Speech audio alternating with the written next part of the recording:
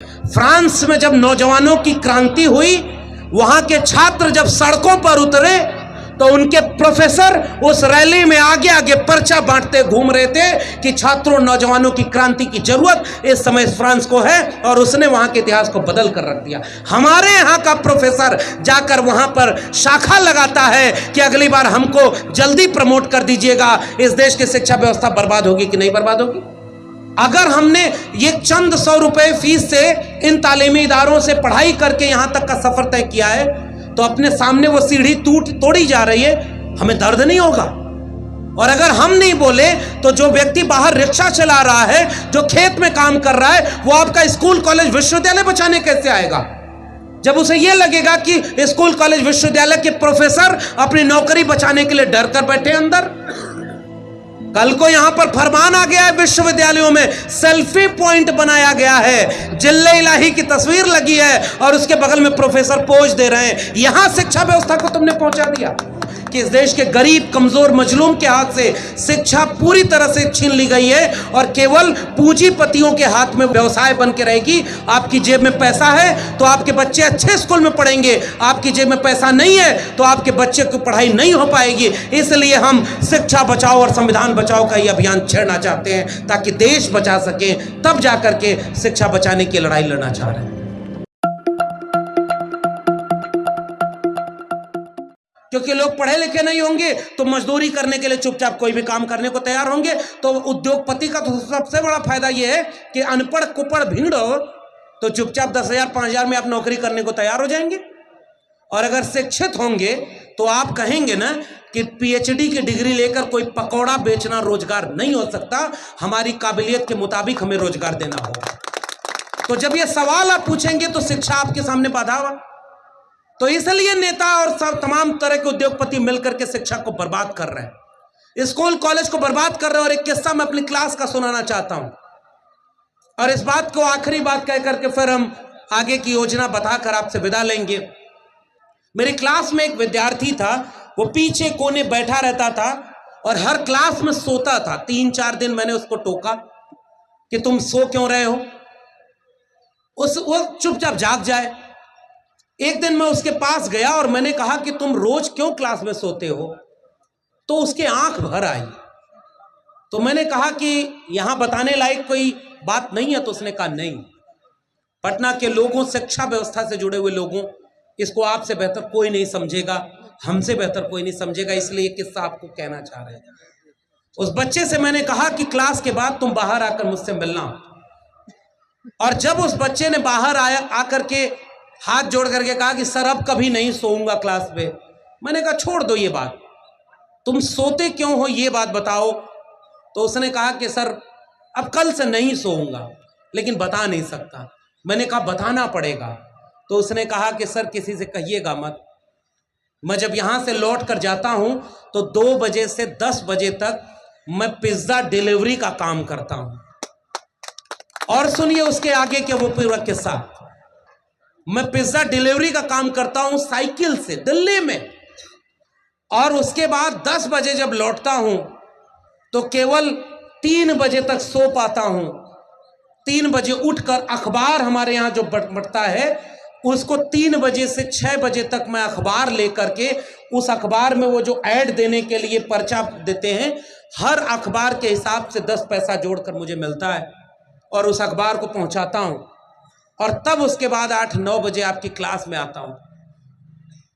इसलिए मैं रात में सो नहीं पाता तो दिन में मुझे नींद आ जाती है क्लास में, लेकिन आपकी क्लास छोड़ना नहीं चाहता। ये सोचता हूं कि कुछ तो कान में पड़ेगा, क्योंकि अगर मेरी पढ़ाई छूट गई सर तो मेरी पूरा परिवार बर्बाद हो जाएगा। मेरे छोटे छोटे भाई बहन हैं, मैं मजदूरी करके उन्हें नहीं पढ़ा पाऊंगा, इसलिए मैं पढ़ाई नहीं छोड़ना चाहता। प्लीज मुझे क्लास में मत भगाइएगा, मुझे क्लास में रहने दीजिएगा। अब कल्पना करिए कि अगर मैं उस दिन उस बच्चे को डांट देता, बेइज्जत कर देता, जलील कर देता कि क्यों क्लास में सो रहे हो, शायद वो अपना दर्द मुझसे नहीं कह पाता। मैं जानता हूं कि अगली बार उस तरह के बच्चे अब मेरे विश्वविद्यालय में, मेरे कॉलेज में नहीं पढ़ पाएंगे। इसलिए मैं बाहर निकल के ये बात कहने आया हूं कि इस देश के गरीब, कमजोर, मजलूम के हाथ से शिक्षा पूरी तरह से छीन ली गई है और केवल पूंजीपतियों के हाथ में वो व्यवसाय बन के रहेगी। आपकी जेब में पैसा है तो आपके बच्चे अच्छे स्कूल में पढ़ेंगे, आपकी जेब में पैसा नहीं है तो आपके बच्चे की पढ़ाई नहीं हो पाएगी। इसलिए हम शिक्षा बचाओ और संविधान बचाओ का ये अभियान छेड़ना चाहते हैं ताकि देश बचा सके, तब जाकर के शिक्षा बचाने की लड़ाई लड़ना चाह रहे हैं। और इसलिए नहीं कि ये कोई महान काम है, ये इसलिए क्योंकि हमने इन तालीमी इदारों का फायदा लिया है। अगर हम संविधान बचाने की बात करते हैं तो इसलिए करते हैं क्योंकि उस संविधान का लाभ हमने लिया है। अगर हमने ये चंद 100 रुपए फीस से इन तालीमी इदारों से पढ़ाई करके यहां तक का सफर तय किया है तो अपने सामने वो सीढ़ी तोड़ी जा रही है, हमें दर्द नहीं होगा। और अगर हम नहीं बोले तो जो व्यक्ति बाहर रिक्शा चला रहा है, जो खेत में काम कर रहा है, वो आपका स्कूल, कॉलेज, विश्वविद्यालय बचाने कैसे आएगा? जब उसे यह लगेगा कि स्कूल, कॉलेज, विश्वविद्यालय के प्रोफेसर अपनी नौकरी बचाने के लिए डर कर बैठे अंदर। कल को यहां पर फरमान आ गया है, विश्वविद्यालयों में सेल्फी पॉइंट बनाया गया है, जिल्ले इलाही की तस्वीर लगी है और उसके बगल में प्रोफेसर पोज दे रहे हैं। यहां शिक्षा व्यवस्था को तुमने पहुंचा दिया। हम ऐसी व्यवस्था के खिलाफ खड़े होना चाहते हैं। फ्रांस में जब नौजवानों की क्रांति हुई, वहां के छात्र जब सड़कों पर उतरे तो उनके प्रोफेसर उस रैली में आगे आगे पर्चा बांटते घूम रहे थे कि छात्रों, नौजवानों की क्रांति की जरूरत इस समय फ्रांस को है, और उसने वहां के इतिहास को बदल कर रख दिया। हमारे यहाँ का प्रोफेसर जाकर वहां पर शाखा लगाता है कि अगली बार हमको जल्दी प्रमोट कर दीजिएगा। इस देश की शिक्षा व्यवस्था बर्बाद होगी कि नहीं बर्बाद होगी? मंत्री के गुलाम बन गए, प्रोफेसर का गुलाम बन गया।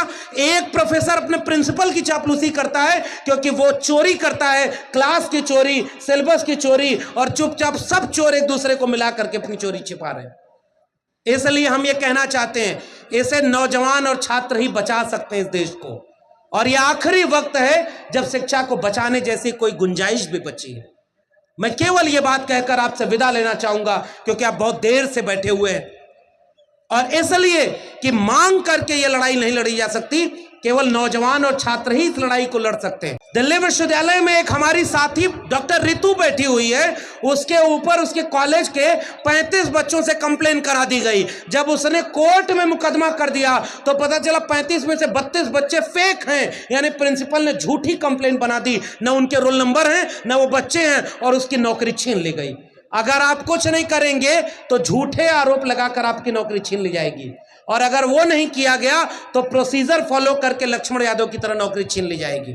अगर आप ये भी नहीं करेंगे तो जम्मू कश्मीर में एक प्रोफेसर चंद्रशेखर सुसाइड कर लिया क्योंकि उसको उसके विश्वविद्यालय में इतना प्रताड़ित किया गया कि वो आत्महत्या करने पर मजबूर हो गया।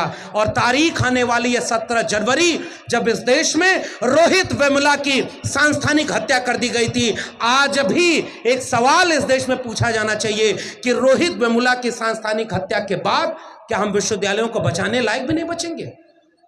यह लड़ाई बहुत बड़ी है। जो बोल रहा है वो तो मारा ही जाएगा। बहुत सारे लोग चुपचाप जो बैठे हैं इस उम्मीद में कि वो नहीं बोलेंगे तो बच जाएंगे।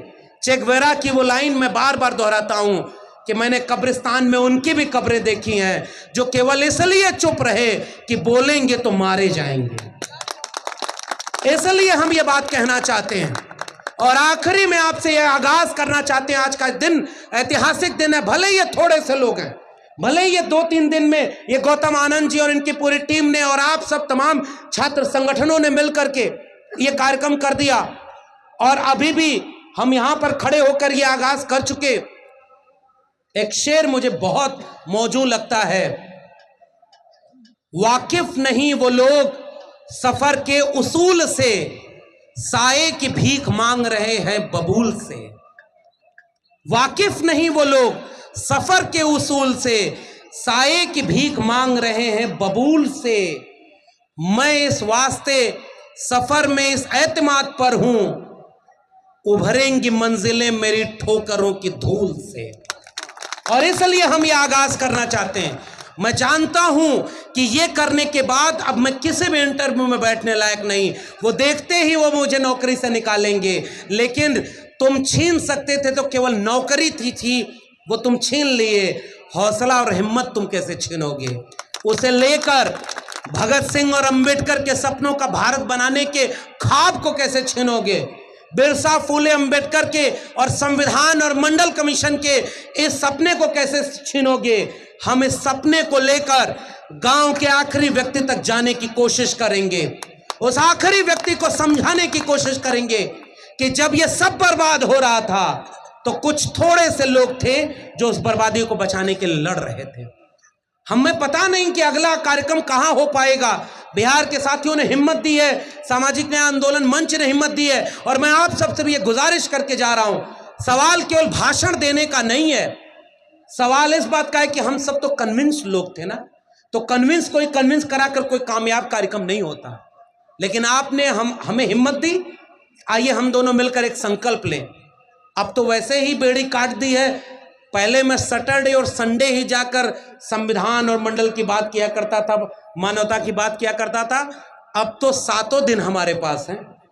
आप जिस दिन बुलाएंगे हम आपके गली चौराहे तक भी आने की कोशिश करेंगे, दरी बिछाकर लोगों को समझाने की कोशिश करेंगे, और इस कार्यक्रम की श्रृंखला को यहां से शुरू करना चाह रहे हैं। बिहार के जितने भी कॉलेज, यूनिवर्सिटी ये तमाम हैं, उन सब जगह अगर आप कार्यक्रम रख सकते हैं तो रखिए। हम सब आपस में राय मशवरा करके हर जगह चल के कार्यक्रम करने की कोशिश करेंगे। यूपी में करेंगे, राजस्थान में करेंगे, पंजाब में करेंगे, मध्य प्रदेश में करेंगे, और ये सारे कार्यक्रम करते करते हम चाहेंगे कि बंदूक और तलवार हारे, कलम और किताब जीते। इसी उम्मीद में ये आप सब लोगों के कार्यक्रम के साथ वो बिंब मुझे बार बार याद आता है। कबीर से शुरू किया था, कबीर पर ही खत्म कर रहा हूं।